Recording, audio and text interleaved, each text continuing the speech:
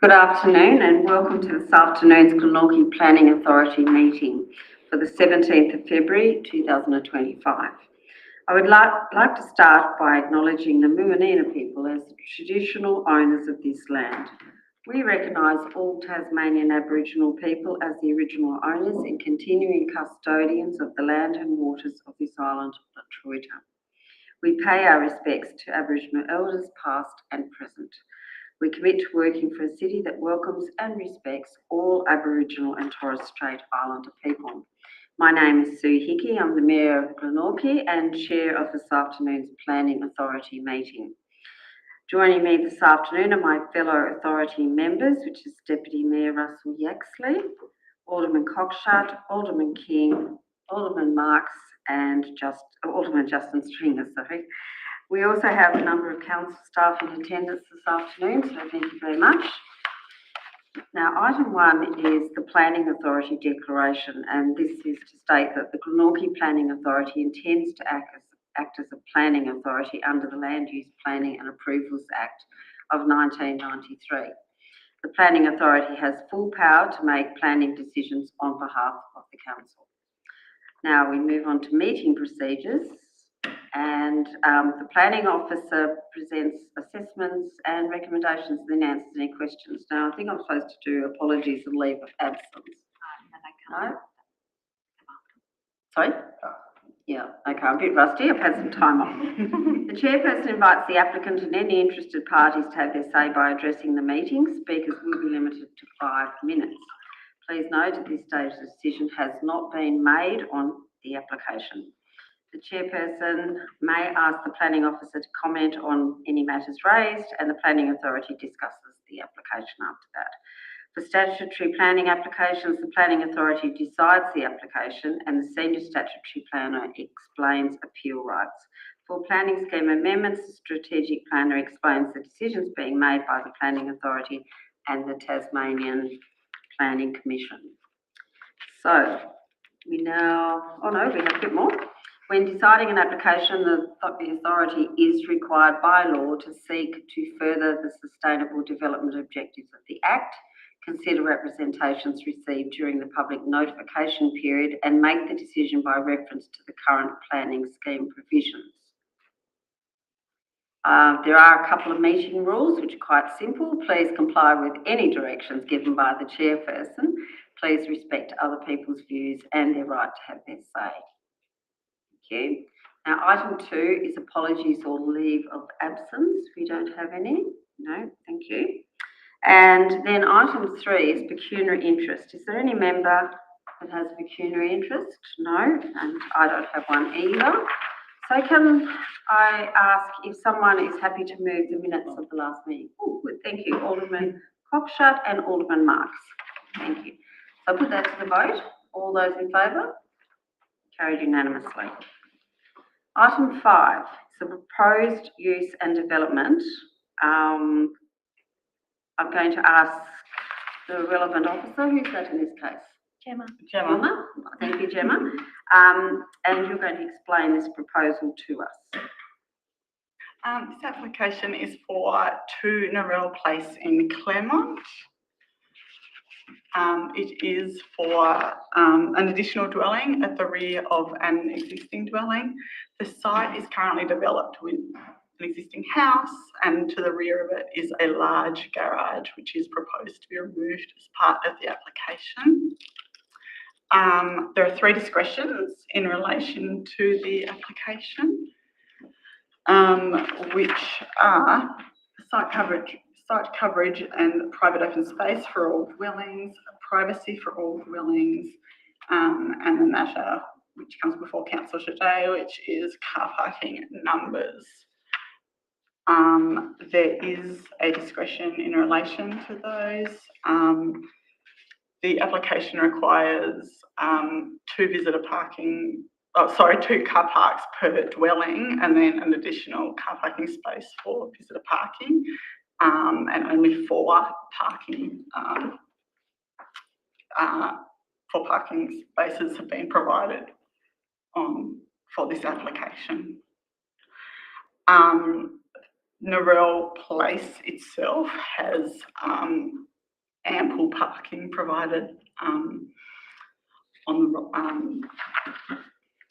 on site in Narelle Place itself, and I would consider in this instance that it is acceptable to reduce the car parking by one space. Thank you. That's the end of the presentation, is it? It is, yeah, actually. Yeah, thank you. I know we've all read it, but can I ask if anyone has a question? Yes, Oh, no, sorry, I was going to move. It's all good. Okay. I've got no questions. Do you have a question, Alderman King? I do. Having been involved in development like this before, is this going to set a standard now? If we say, oh, it's okay for you to do this, and somebody else says, well, hang on, you say we can't do this because, is that going to cause an issue, do you think? Look, I wouldn't have thought so. Narelle Place is, it is a quiet cul-de-sac development. It's not on, a main road where it has a lot of thoroughfare traffic and those sort of concerns. I think in instances like this, you just have to take it on merit on a case-by-case basis. So in essence, because it's discretionary, that would be our answer to the public. If somebody else came along and we said, no, you've got to have 2 plus a visitor, we would say that's discretionary. This discretion's been made because of additional parking on the street. We've got the answer for that, and that's acceptable. But to somebody else, it may not be acceptable because they could be on Tolosa Street or Chapel Street and too many cars, etc. No parking. That's our answer. Yes, that's correct. So we will assess each individual parking discretion on the merits. So the planning scheme asks us to look at things like availability of public transport, walking distance. It looks at shops and other amenities. It also looks at on-street car parking availability. So there are a number of factors that we have to assess each time we exercise the discretion. So each case has to be considered afresh and uniquely, so there would be no precedent set by this for But future that's the thing, there's applications. no precedent set, so we can't go back, the public can't come in and say, well, you guys have been unfair to me, and that's, all I'm doing is wanting to protect Yes. you and us together. We don't matter because we come and go, but, you guys got to face the public more. Yes. Absolutely. So, yeah, okay. Fair enough. Thank you. Any further questions? No. So Alderman Cockshott, you wanted to move it? Yeah, I'll move it. Yep. Thank you. Thank you, Alderman Marks, the second here. So we put that to the vote. We have discussion first. Okay, who would like to make any statements or comments? Well, I was just going to say, it's obviously a good proposal and I think it makes sense and it's clear cut and it was really detailed, the report. I'm all in favour of it, so I don't see why there would be any reason to reject this, obviously create more dwellings. Thank you. Yeah, thank you, Mayor. My, I guess, commentary around it is, it's, the parking outside, the extra parking outside being in that quiet cul-de-sac makes sense, and that the recommendation is pretty clear, so I'm comfortable with it. Thank you. Anyone else? Thank you, Alderman King. Concur with Alderman Cox. I'm all for development within the boundaries of the city wherever we can, and I think we should be doing more of it where possible. I think we need to look more outside the square, so thank you for looking outside the square and making this happen. Thank you. Anyone else? No. I'd like to make a comment too. As a council, we have a policy to increase density. I think this is a really good example of that.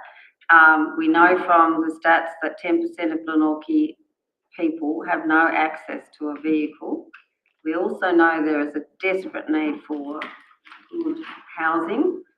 So to me, this all adds up and just makes sense and ties in with our own policy and strategies around contributing to the housing shortage or by approving such a development.